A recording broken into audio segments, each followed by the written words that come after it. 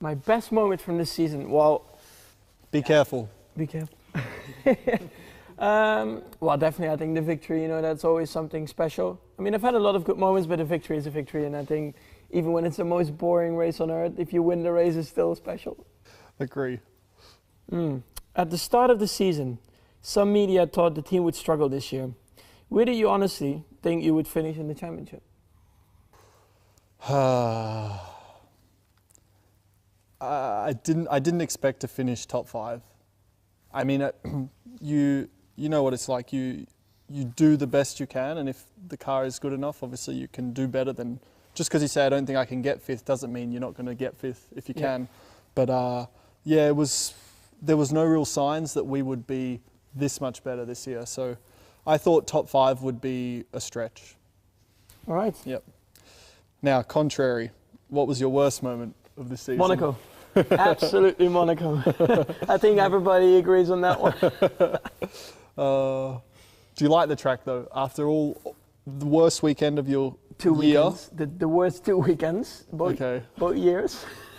Yeah. Do you enjoy the track though? It's something special for sure. I mean, it's very challenging, I think, especially in qualifying. When you have done your lap, you're like, wow, that was really on the edge in qualifying. Yeah. Or in my case, over. All right. Gotcha. All right, Daniel. Looking back at the whole season, what was your best moment and why? Fortunately, Monaco for you? I think the Saturday.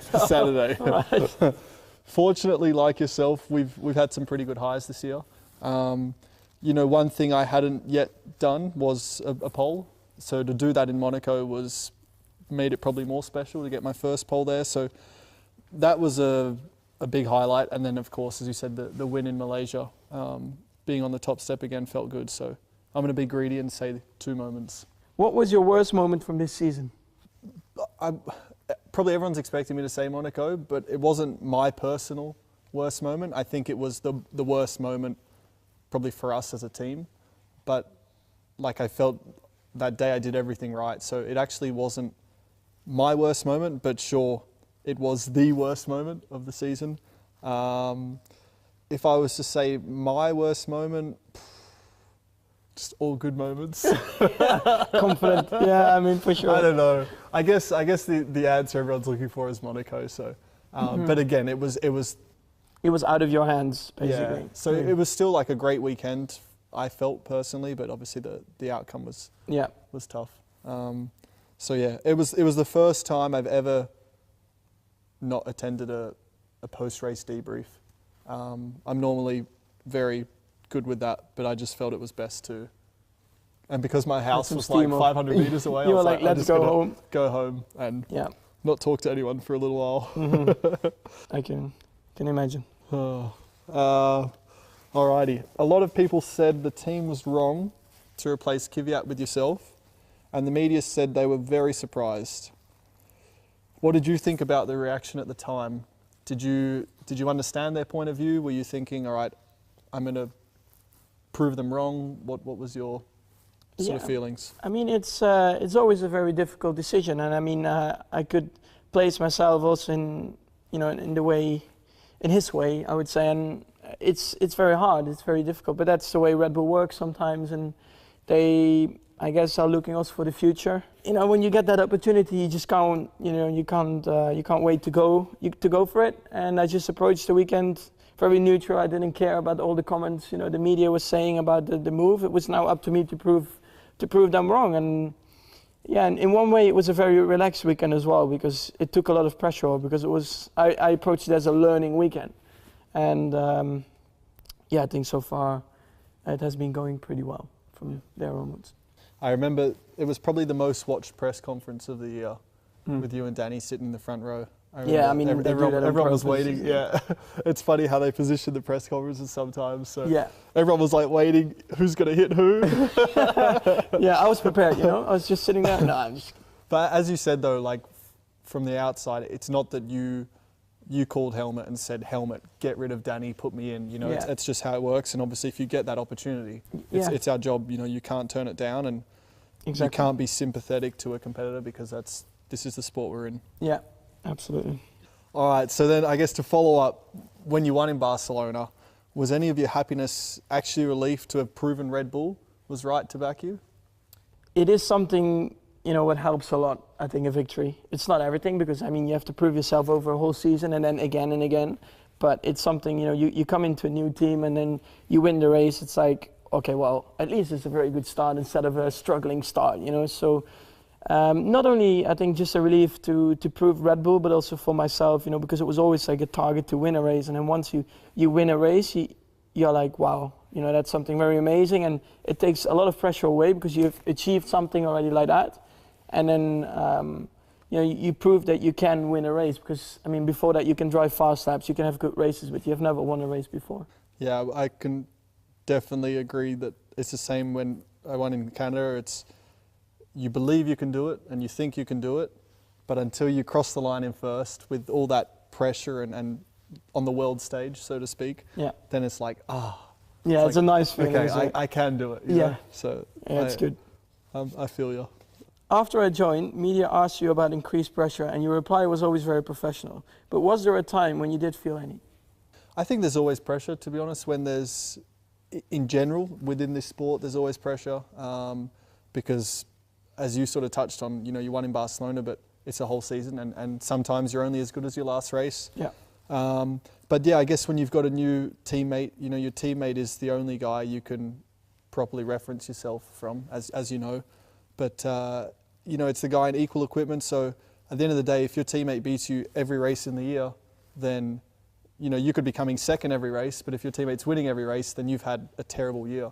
So there's always pressure. At the time I was getting the best of Danny. My performances were generally better than his. So that was going well, let's say, on that front.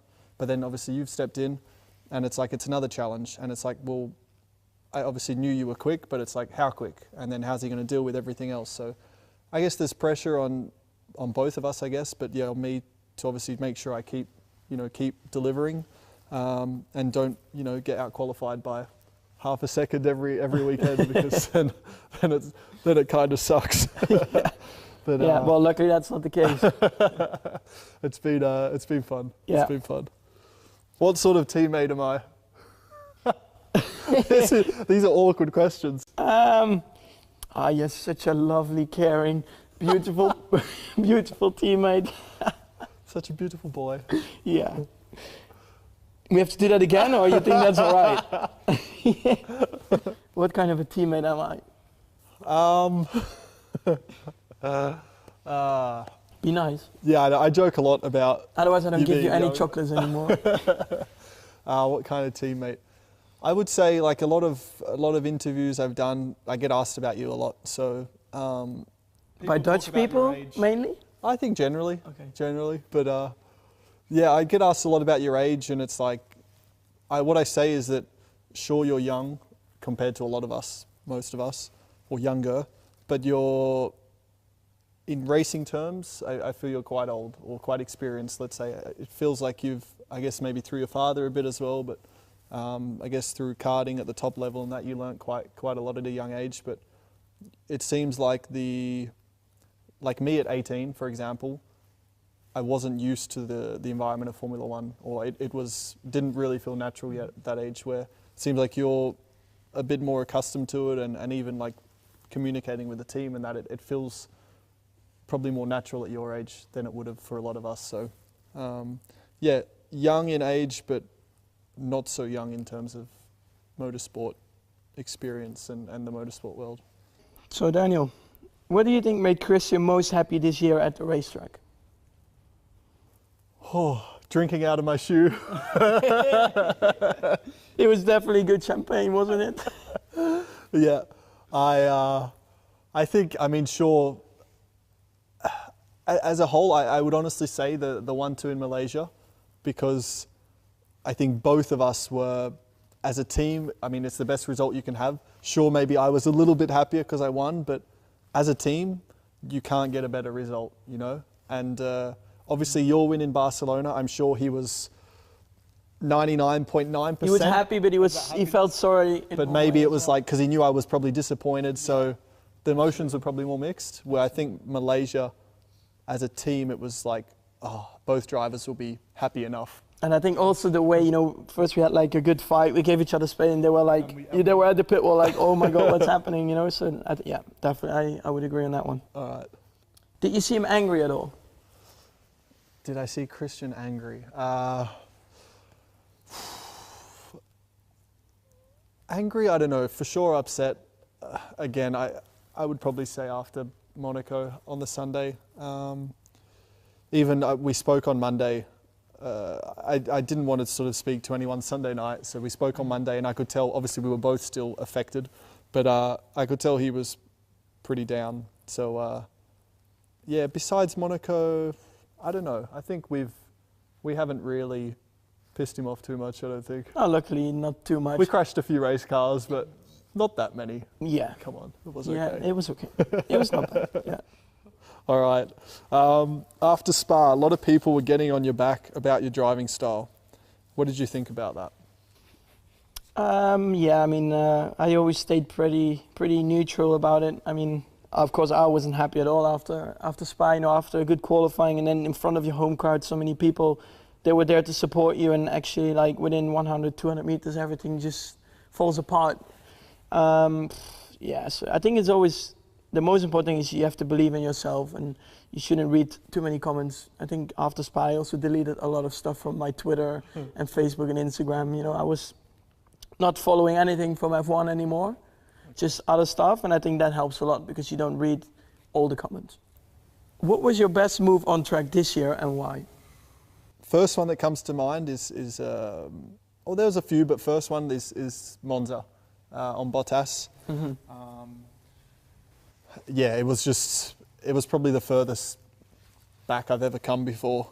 And in Monza as well, your speed is pretty much the highest of the year, and you're braking, as you know, with little downforce. Yeah. So I think to get it right is even more difficult. So to do it from where I did and to make it clean, obviously that is always helps, keeps the, I guess, respect from everyone, then that was probably my best. Yeah.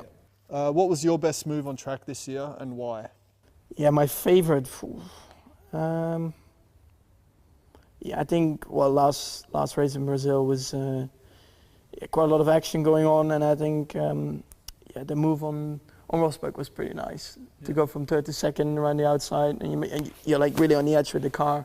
The aquaplaning was so yeah, bad. It was pretty bad, and yeah, that was a good feeling. Let's say like that. How do you think you've changed this year?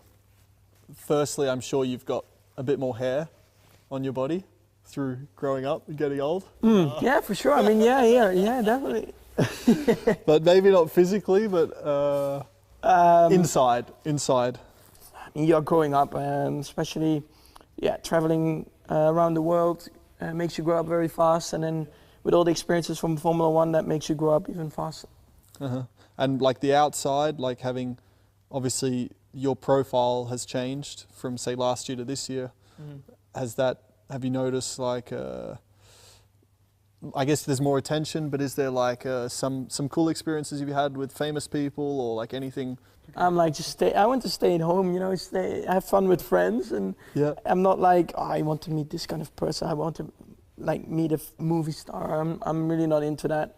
Of course, you get recognized much more in Holland, like you have in Australia. That has changed a lot from last year, where you could still walk around in Amsterdam quite unnoticed, maybe a few pictures, but like now it's pretty bad, I would say, yeah. I think it's also, I mean, because nobody has won before in from Holland, so I mean, then it gets quite a lot of attention once you win a race, so. I noticed that as well from 2013 to 2014. I think as well, you get with a big team, so that already creates more attention, and then obviously the results are coming, you're probably on TV more because you're running at the front, and then it's, keeps on going. That's the big team thing changes a lot. Yeah. What do you think about comments that the rivalry will increase between us next year?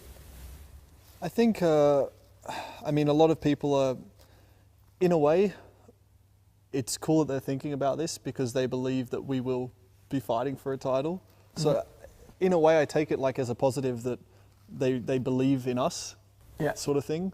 And they think we might get to the point that Lewis and Nico are fighting for a title, and then I guess some of the comments are based on Nico and Lewis's relationship, that before their sort of teammate and all that, they were quite close and all this, and then they the rivalry grew them, you sort of spread them apart a bit more and whatever. But yeah, I take it as in a way a compliment. I told them that I would love to be in that position because Yeah, for sure.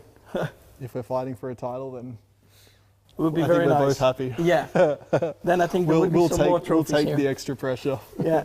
When you're racing, how much fun are you having on a scale of 1 to 10? Or is the concentration too great? It just depends where you are, you know, what position you are and in what state. I mean, if you're catching someone, if you're defending. So I would say Brazil is like close to a 9 or a 10. But I mean, if you're like struggling a lot with your tires and they're coming from behind, it can be like a 4. You know, it's like, of course you're very concentrated and stuff, but it just depends a lot in which situation you are, I think. Yeah, I mean, sure, it depends on, I guess, your position and that as well. That can change maybe the number or the scale of 1 to 10. But I think generally Sunday is the best day of the week. Like Friday, you know, like practice doesn't excite me nowhere near as much as racing. It depends how the race goes, but let's say at just before 2 p.m. on Sunday, if it's a normal race time, I'm like 10. Like I'm just loving Getting it. ready for it. Yeah, so racing is the most fun. Like at the end of the day, you're a racer, you know, you want to go into the race and fight for points and compete and race for it. Yeah. All right, how did you feel during those last 17 laps in Brazil? Well, I was second, and then I dropped back to 16. From putting the wets on? Yeah. Because we were on intermediates, huh? Yeah. Yeah, But it was no point to continue. I mean, it was so difficult to drive. Yeah. And I was still like discussing when you pitted, and I was like, oh my God. Well, now because I was asking, I said, is Max staying out on inters? I was like, I said, the restart's going to be tricky. Yeah. Yeah. And I mean, at one point, even behind the safety car in the last sector, I couldn't drive it. It was like just a boat. Yeah. So I said, guys, I'm going to pit now. Otherwise, I'm going to shunt the car once we restart, you know. So then I was like almost last. I think I had one car behind me. Like, yeah. And I was about to touch the radio button. I was like, Max, just don't do it. Don't do it. So I just stayed away from the radio button. I was like, just thinking in myself, I was like, well, just calm down. To say, yeah, like, I was like, what have we done? Sort of I was like, oh my God, guys, we were like in second and now we are 16. Yeah. But then, yeah, I mean, once I got through the cars, I was getting happier, and I mean, the feeling was there. I was feeling good. The car was performing really well. The car had a lot of grip. Yeah.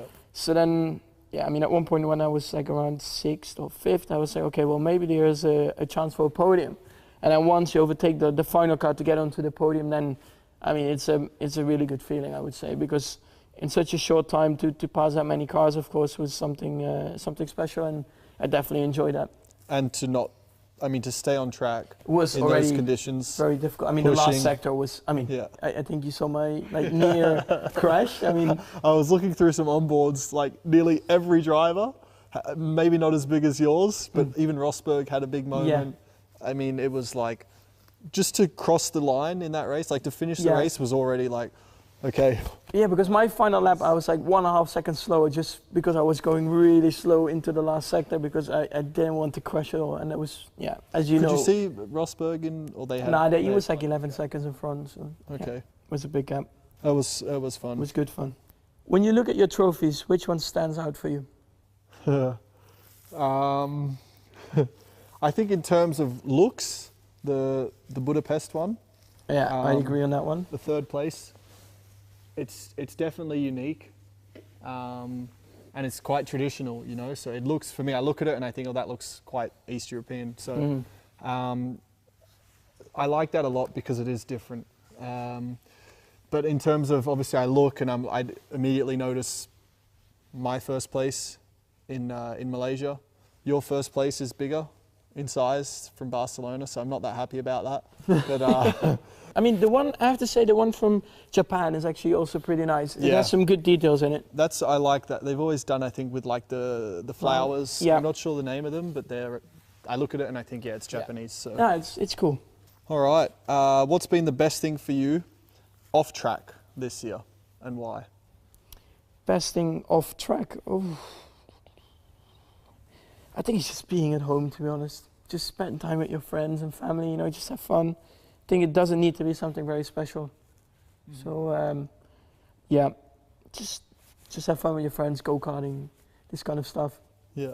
I think that's what people don't understand, huh? Like if they're not involved in racing, or it's like they don't understand how little time we get at home and Yeah. see friends or family. And Yeah, you're just. I mean, even when you don't have a race, you're always traveling for the simulator or like events, and yeah, absolutely.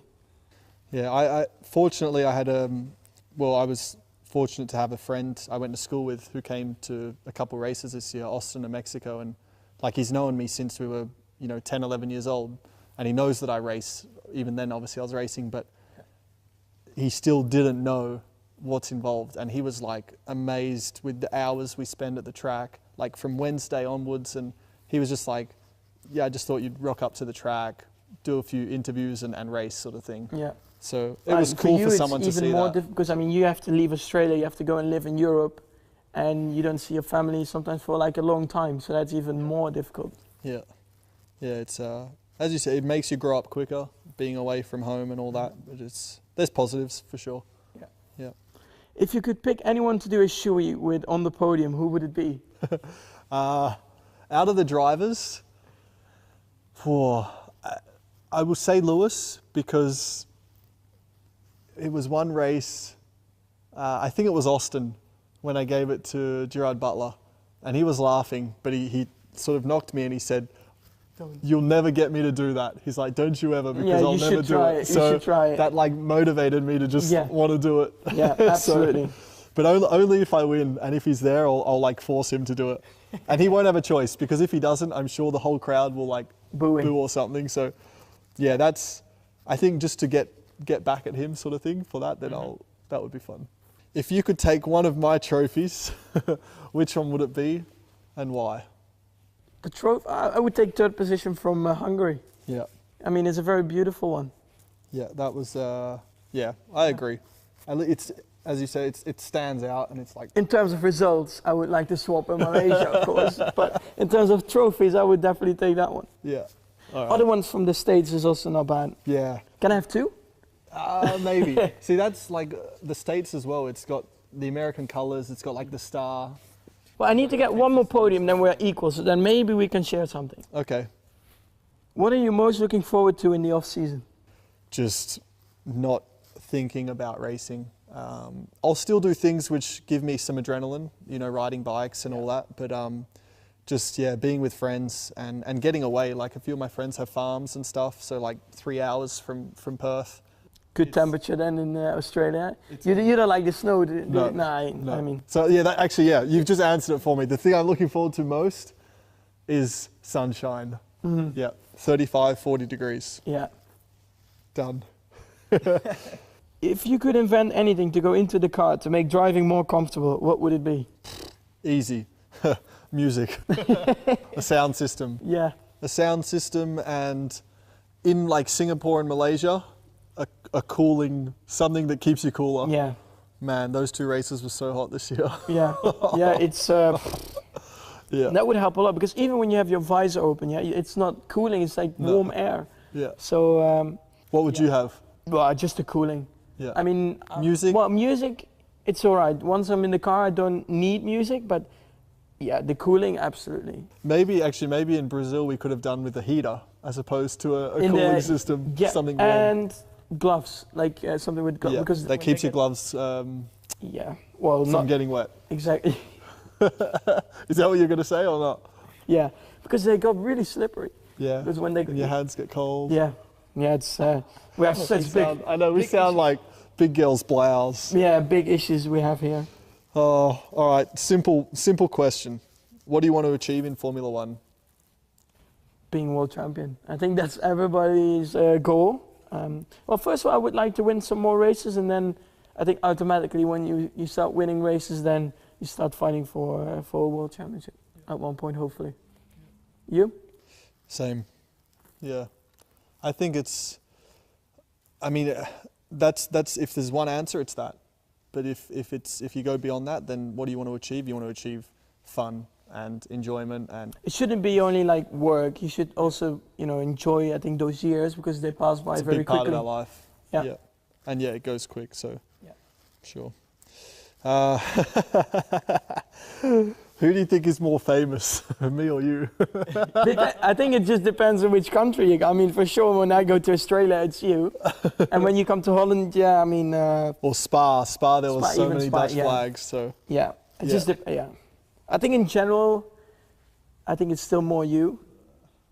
It's close, it's close. The steering wheel has lots of functions. Do you know all of them? I do, say yes, yeah, I do. Okay, giving myself a little bit of credit here, probably giving all of us some credit, but I can't multitask to save my life. Like, if I'm on my phone messaging someone, you could be talking to me saying, oh, the house next door is on fire. I wouldn't even know, like, what you're saying. But when it comes to the race car, maybe it's because I love doing it, but I can do things on the steering wheel, I can think about the balance, I can talk to my engineer. I'm like multitasking at high speed. Yeah. So that, it sort of surprises me, because anything else in life, I can't do that. But when it comes to the steering wheel and all that, it's quite amazing then what the brain can do, isn't it? Like, yeah, the difference it can... it shows, I think, when you enjoy doing something, Yeah. you can be a lot more better at it. Yeah, absolutely. I always have, like, after a break, like a winter break, when you jump back in the car, you're like, what was that again? And then you need a few laps to understand. All right, Daniel. Being so much in the public eye, do you find you think a lot about your hair and how do you look? No offense, Lewis, but not as much as Lewis. There's a few actually who, I mean,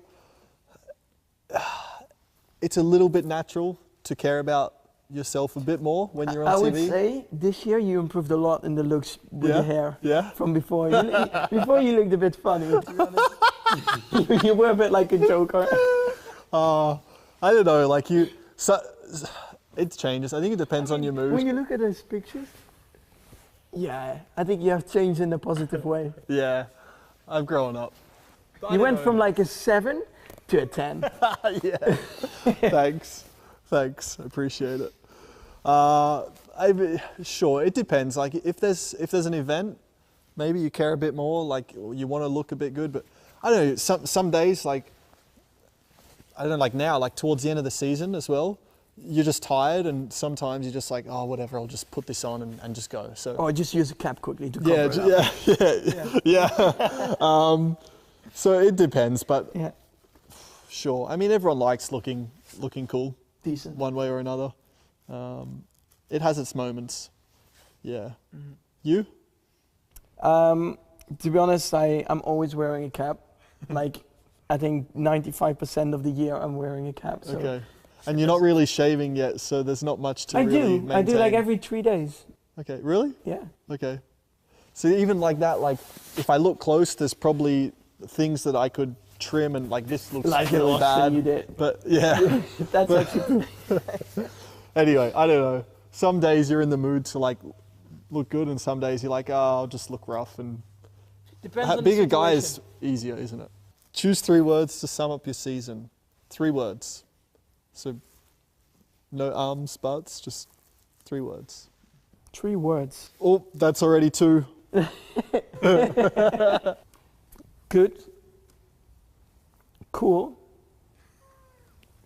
And exciting. Okay. English isn't your first language, is it? No. Yours? Compelling. Man, I don't even know what